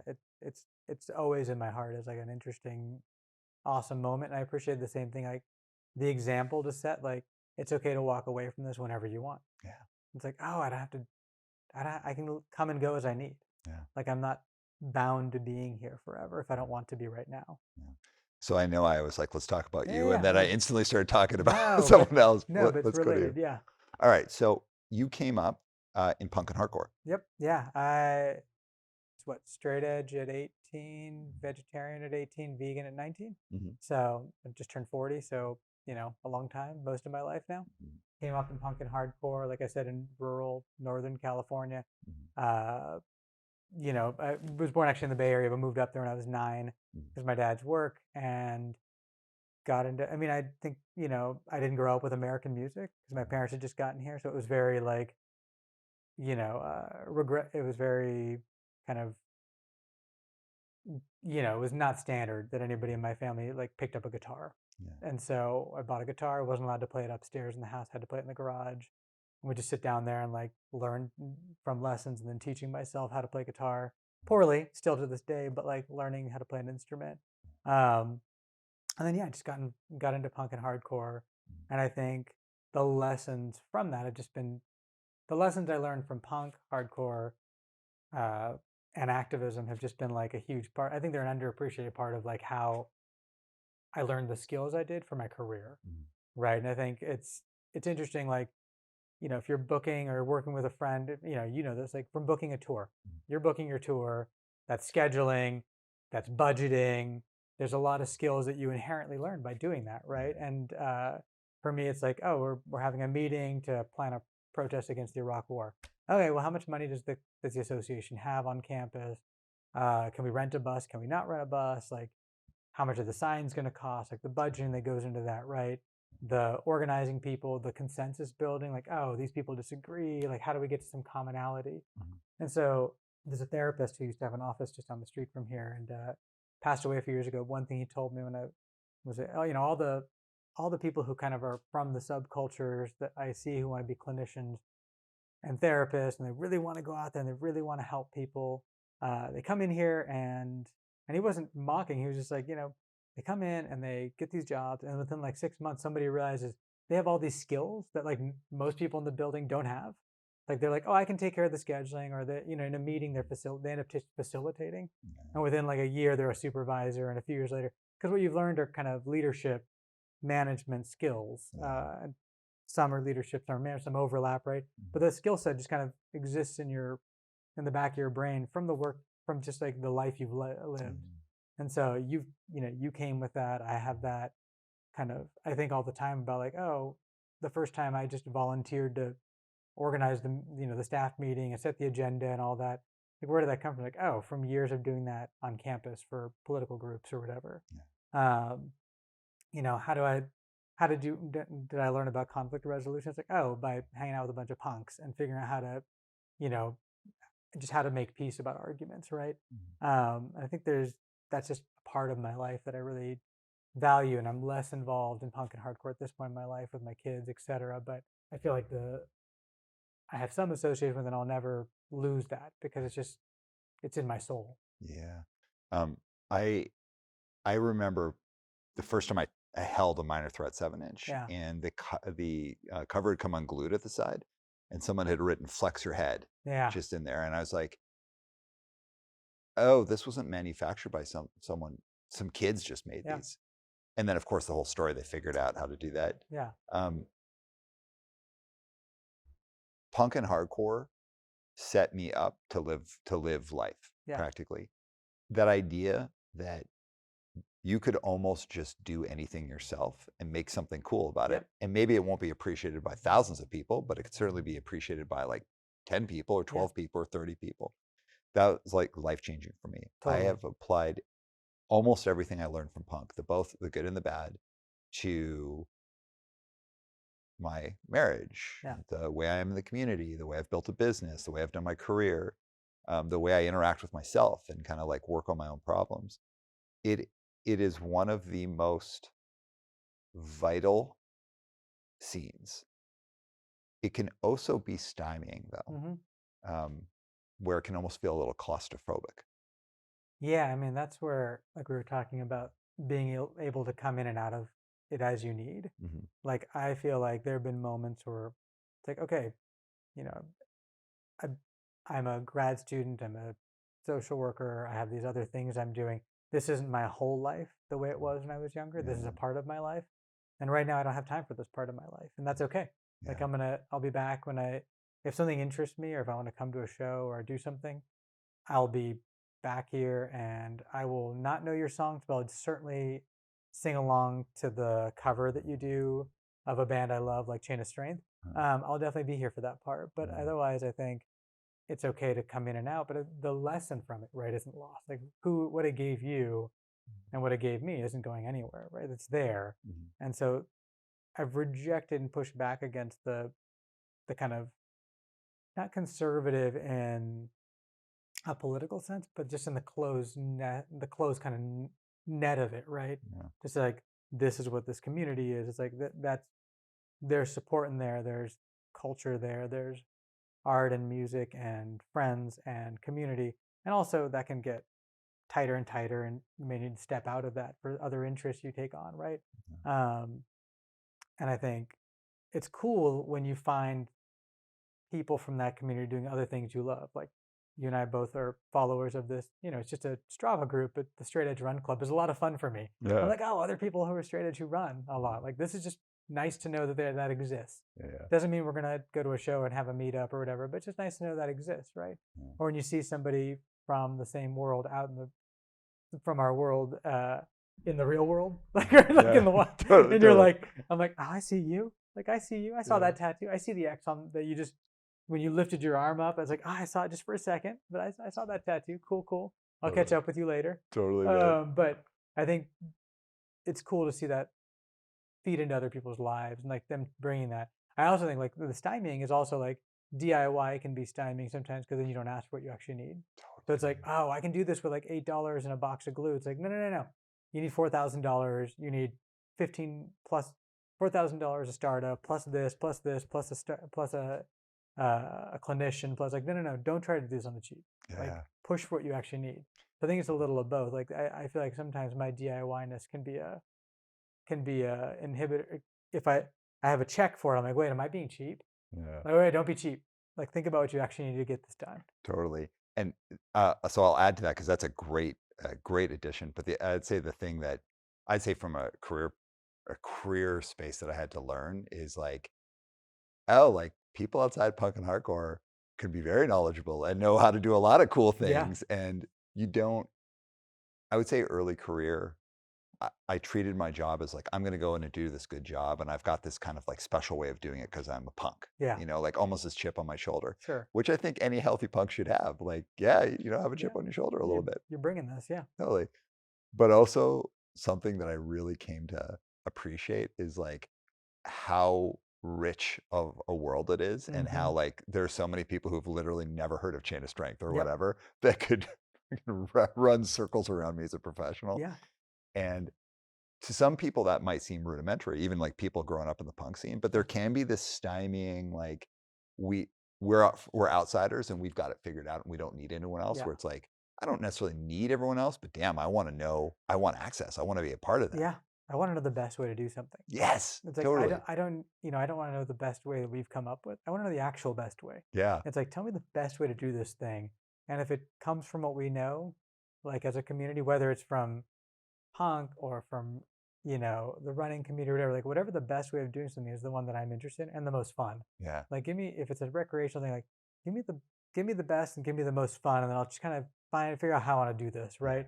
The yeah, one that speaks to me. But totally, like it'll be like, well, we have an answer to this solution. I'm like, well, no, no, this solution's actually cooler, better. We should try it out. Like I think it's a better idea, and it's like it gets a bit of pushback, right? And I think it can be, and that's part of what I feel like I need to step away from sometimes. It's like, oh no, I've learned other ways of doing some of these things that don't require me to adhere something that I don't believe in anymore. And totally. so that allows me to step away from this for a minute, right? Um, and that's great. Like it's fine. And then if I come back to it and people are interested, I can talk to them about what I'm thinking about. So growing up, Yeah, kind of Northern California, out there yeah, a little bit, with a family who were first generation immigrants. yeah, And so this is, I grew up in the same way. I was in Alberta. yeah. My parents were both immigrants. And so I was the first generation that was born in Canada. Even my sister hadn't been born in Canada. Okay, yeah, Um, the experience I was having as a young person growing up in North America was radically different to what they'd experienced. totally. And it caused a lot of drift in our home, especially when I got into punk and hardcore. Like, what was it Yeah, like for you? I mean, I'm laughing because it's like this is like my mom still talks about this all the time, like how much of a headache I caused. I'm like, well, it was a headache because you chose to make it partial part. I'm like, own your, and own your part of this. It was a headache because there was an unnatural, unnecessary barrier set. Like I'm going to a friend's house to listen to records. I will be back. His parents are here. No, it's like, well, why are we causing unnecessary, like putting up an unnecessary barrier, right? Because then as a punk, I'm going to rebel against it, and now we're going to have a fight about it, Yeah. right? So I mean, similar. Like I think my parents would have loved if I came home, did my homework, helped at the house, and then sat and looked at the wall for the 3 hours till bedtime. But it's like same thing. And occasionally I would just say, "You moved to California, so if you wanted me to act like I was living in a village that you were raised in, you should have raised me in the village that you came from. Yeah. But you moved me to Northern California, and I have MTV, and I have a record store about a half hour away, and there's a college 45 minutes away that has all kinds of stuff, and there's books and art and music and different kinds of people, even in this relatively insular, predominantly white, smaller town. Mhm. But there's just different people, and it's interesting, and I'm a curious person. I'm going to go explore all this. And then it was just chaos and conflict for years, and Yeah. then some homeostasis later, right? Yeah. And I think it's just that's the natural flow of these things. And it's like my brother and sister and I talk about this a lot. Like you really like broke a bunch of things down and just said no and did what you wanted. And so then when we came up with like, can I go to the movies? It was like, yeah, sure. Like it's like yeah, fine, whatever. I give up. Like she's like, our stuff became a lot easier because you just were like willing to be the battering ram. I was like, yeah, that was my role, right? As the oldest. It's like, I'll be the battering ram. I will go to a show and get back at 2 a.m. so that you can go to a movie till 9 p.m. Like Yeah. I will push the barrier You for took you. the hits, man. Yeah, I took the hits, and it was like it was fine. And it was funny because by the end of it, like my mom now, like you know, knows all these straight edge people who come to her, like vegans who showed up at her house. She always has like vegan Punjabi food, right? She's super cool with everybody. She knows, and I was like, I used to hate like everybody I hung out with, and she's like, well, it just took time to understand like that. She's like, you gotta understand it was hard for us. We just got here. Yeah. We were like used to everyone looking and behaving a certain way and being from a certain community. And we have family who are all in the Bay Area and they're all super tight knit. And we moved 4 hours away. We had nobody up here. So for us, it was like, what's gonna happen? Like, is something bad's gonna happen because he's not hanging out with people from our community? And really, I was like, I was just being a normal, boring, generic high school kid, Yeah. right? Like it's just like that's just acculturation, that's just life, that's the the if we get into all the HBSE kind of like the human behavior and the social environment like timeline stuff from grad school, it's like this is just generic high school movie. Yeah. But in my instance, it was punk and then later straight edge punk and straight edge hardcore. Um, but by the end, it was like uh, gosh, when my parents were living in Washington for that few years up there was a time where I caught a ride with the dudes from Requiem, which is the post catharsis band. So this is Crust, Yeah. and they were dropping me off at the Bellingham Food Co-op, and I was like, "Mom, I'm here if you want to pick me up." She's like, "Oh, just invite them over." I was like, "These people haven't showered in weeks. You sure you?" She's like, "Yeah, that's fine." And I was like, "They left. Like, don't worry about it." I was like, "But in what world are you suddenly okay with crust punks showing up at your house, like who haven't showered and God knows, and and not to slight. I mean, maybe they, but these were, this is that crowd, a crowd Mm, of folks who are way more crust punk, and I mm. was like, this is not your usual cup of tea. For people who are listening who don't know what crust punk is, we're Yeah, not even going to yeah, we're go not going into to go it. into dive in. Google that. Yeah, yeah. I was like, Do the and I, Google. Brian might reject the label of crust punk, but it's just fine. But Mm, there's a lot there. It's like, um, but I think it definitely, and it still comes up. Like it still comes up in conversation. I think there is residual trauma for her mm, around that. Like she'll bring it up to my wife. My wife will just say like, "Man, my wife was amazing and beautiful and wonderful." We'll just be like, "Man, that car ride with your mom, like really, she's still processing some of the stuff that you all went through together." And I'm like, no, we don't. It doesn't come up to me, mm. right? And we don't have these moments break it down. But I think it was important to like individuate and be who I wanted to be. Yeah. But Um, with that though, because you'd mentioned your dad yeah, he had developed Alzheimer's and then had passed away. And as you know, and as we've talked about, my dad lives with dementia, yeah, and so coming up in this like screw you dad, I'm a punk, yeah, yeah, like and also like I know our experiences were a bit different, but my father was home a lot yeah, because my mom was the breadwinner, yeah, but my mom was out working, and there's a bunch of challenges that were involved with that. Like my mom did all the working, we were in a recession, my dad was the homekeeper, and I spent a lot of time with my dad, but my dad was, a real typical Armenian kind of guy. He's very like yeah, closed off emotionally, like lovely guy, like yeah, really giving, but he didn't talk a lot. I was always around my dad, but I was like, he was there for every game and yeah, everything, but like we didn't have like some deep like yeah, father son yeah, thing, right? And then getting into punk and hardcore, the last thing you want to do is be with your parents, yep, yep, and really when I started becoming aware of like kind of life and death and all those yeah, things, and you kind of just become a little bit more aware of the finite nature of things. Um, I don't want to say it was too late, but I think I just never got the chance to really have like I'd say a bit of a deeper relationship with my dad. Um, Now my mom lives with me, yeah. and so I have maybe too deep of a relationship over there. Sure, We're at each yeah, other's girls constantly, but it's there's days where I'm like, fuck, man, like I did so much stuff. I got to travel over the world yeah, with punk. I got to do all these things.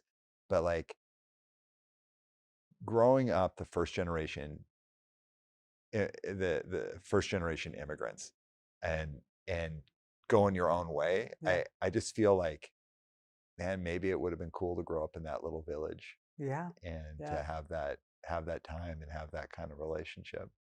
I think about that a little. I mean, I had my dad was kind of the opposite. My mom was home until I was in high school, then she went to work. But my dad was gone. He was a machinist, and so he was gone 12 hours a lot of times, and so he missed like tons of games, tons of he missed a lot, um, and similar, like not a lot of feeling, not a lot of emotion for a long time.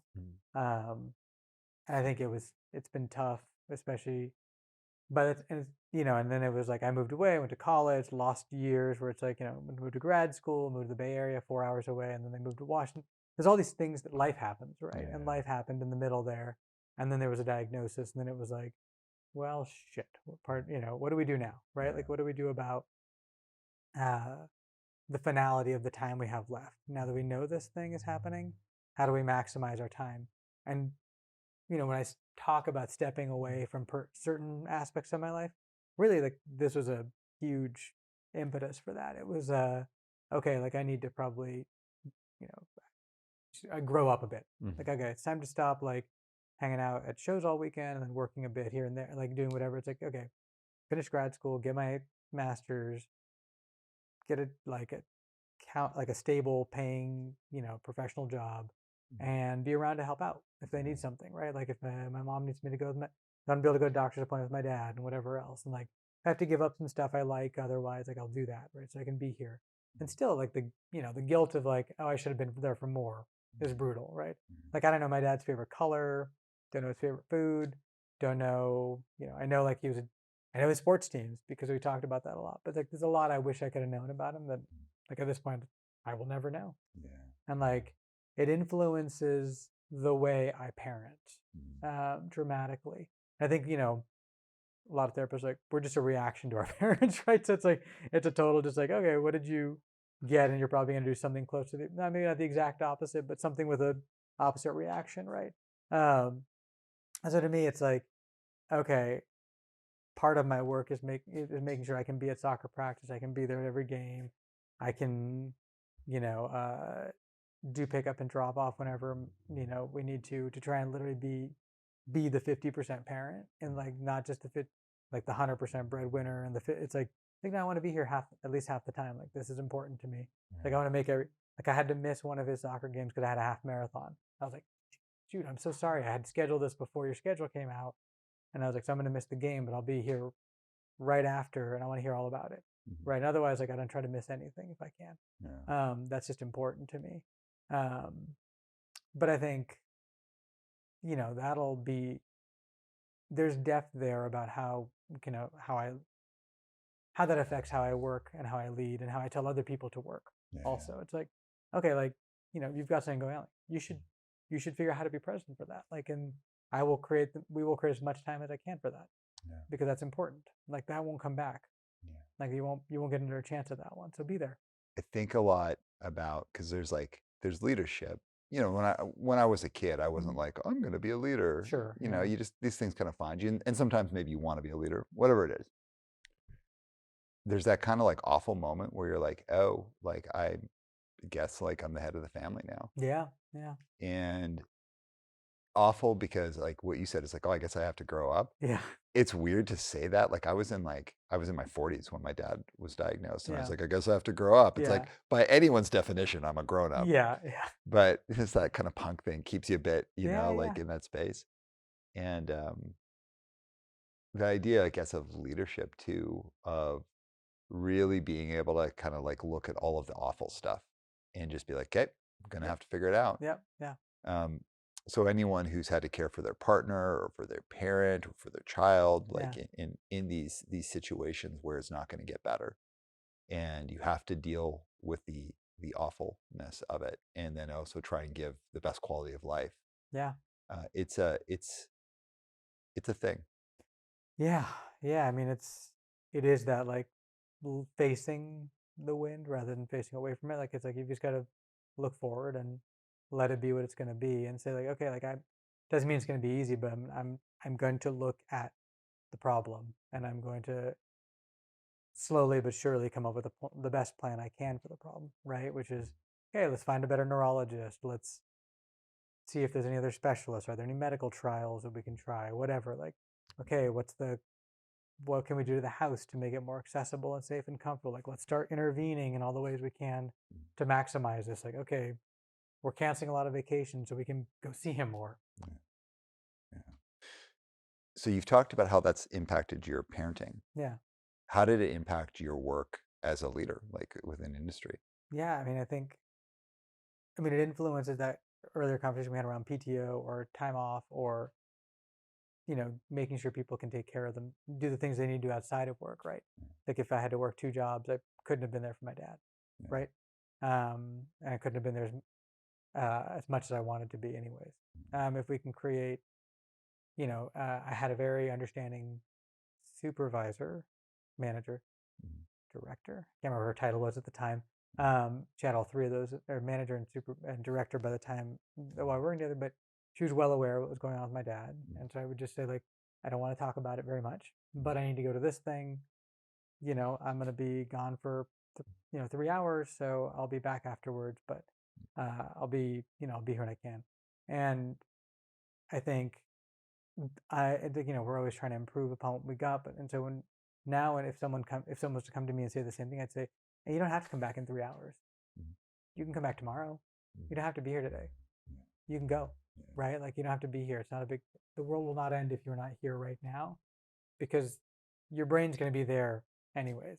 So, like, we're just balancing here how much you're here versus how much you're here physically versus how much you're here emotionally and psychologically and kind of presence wise. And so why don't you just take this time for yourself, and then when you're ready, come on back, and we'll work together on that, like on a timeline. So talk to me. I think one of the more discouraging things was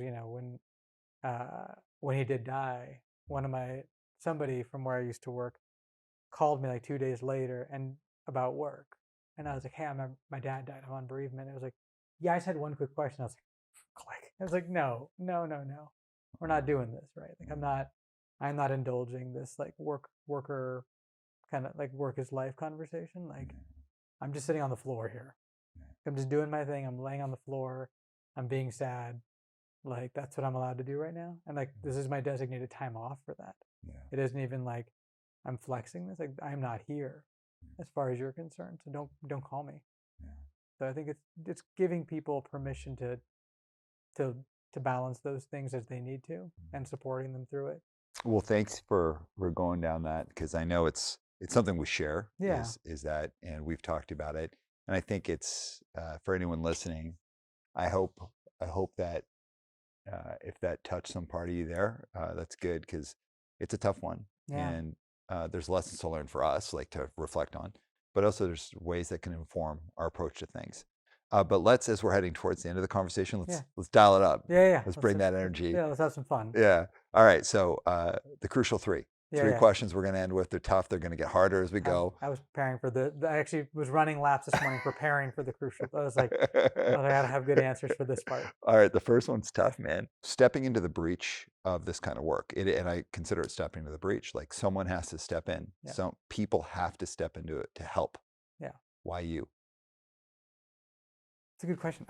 One, because I want to. Like, I think we want people to do work that they want to be doing. So a long time ago, I had this professor who, and it's not a position I necessarily agree with, he said, all positions should just be paid the same, system-wide.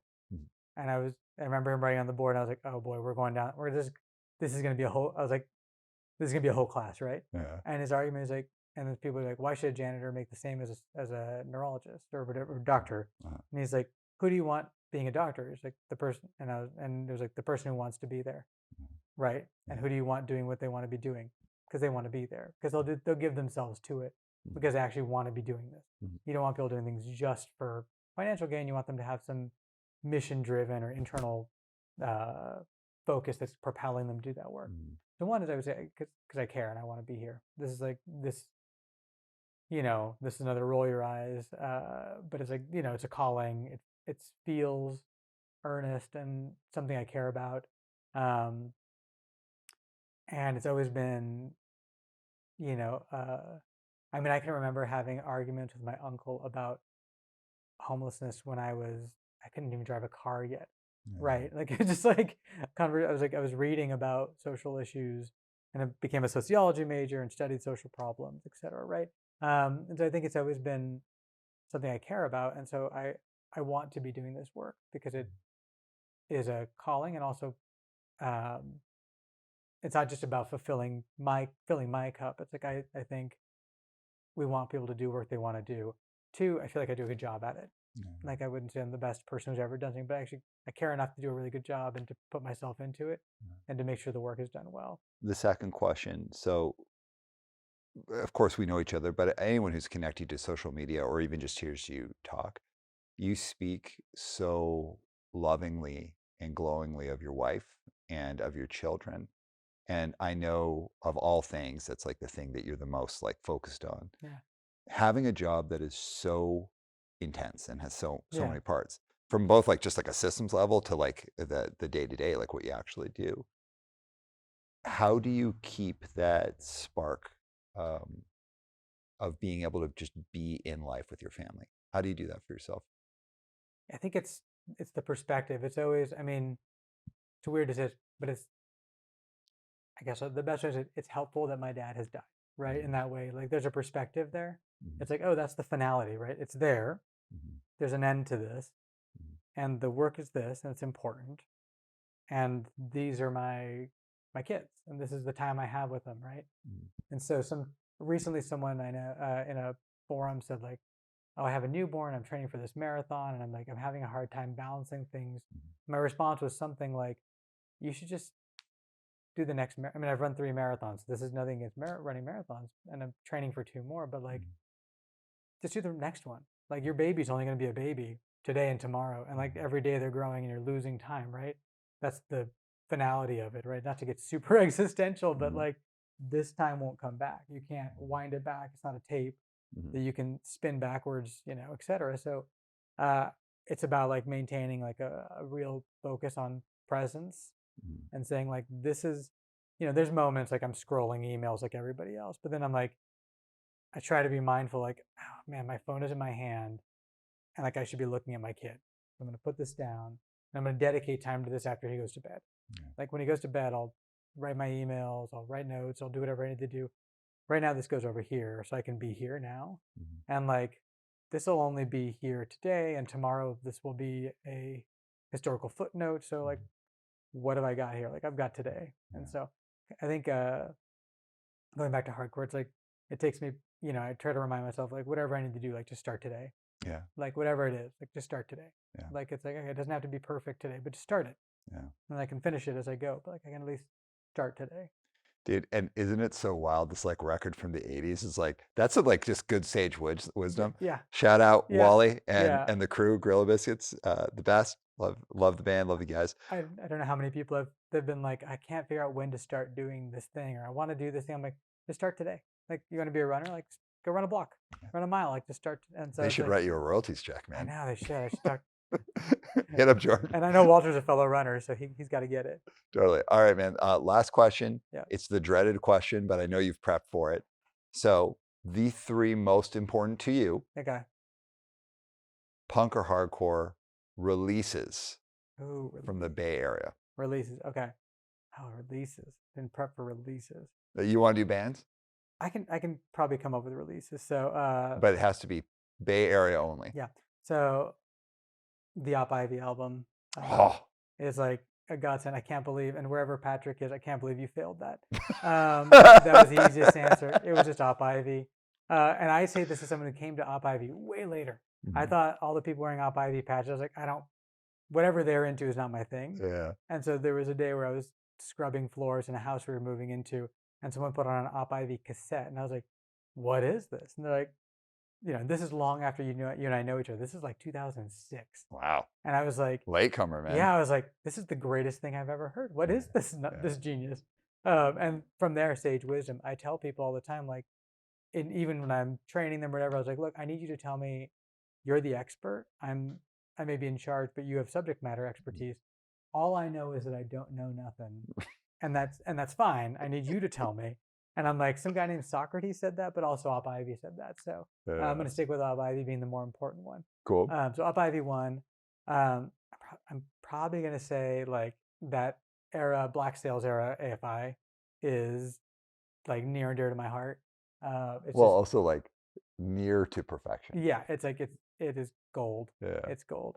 Um, I'll give you an underappreciated one, and this is a shout out. Look Back and Laughs was an incredible band Mm. that did not get the credit they should in retrospect. Yeah. And so I catch myself sometimes like, if that band had come out today, what would that have been? Like it would have Yeah. it would have been fantastic.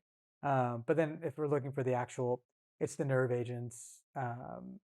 It's another Eric O band, not Redemption 87, but I love the Nerve Agents. What Days of the White Owl? Days of White Owl. What a And so, record, man. and so those are That's actually a perfect record. it is. And that's what I'm saying. It's like those are the. I thought about this morning, and I sent it to a thread of friends. I was like, "Am I correct? Did you sneak in a fourth I band did. there? I threw a fourth one in there Respect you. too. I got my look Like back that. and laugh in there. Um, And shout out to Casey. yeah, Um, okay, listen, dude, that's a great list. You threw some outsiders in there. Everyone's going to say AFI, yeah, of course. yeah. I think you're the only person who hit Op Ivy though. Dude, awesome. All Yeah. right, so we got to close off. No, thank you for having me. This has been a blast. Heck yeah, awesome. All right, everyone. This was a amazing conversation. I got so much out of it. I got like pulled off my soapbox by Harjit, which I love. This is a really cool conversation. So if you are out there, you want to make a difference, you want to do anything, there's no better time than now. Start today. My name's Aram Arslanian, and this is One Step Beyond. One step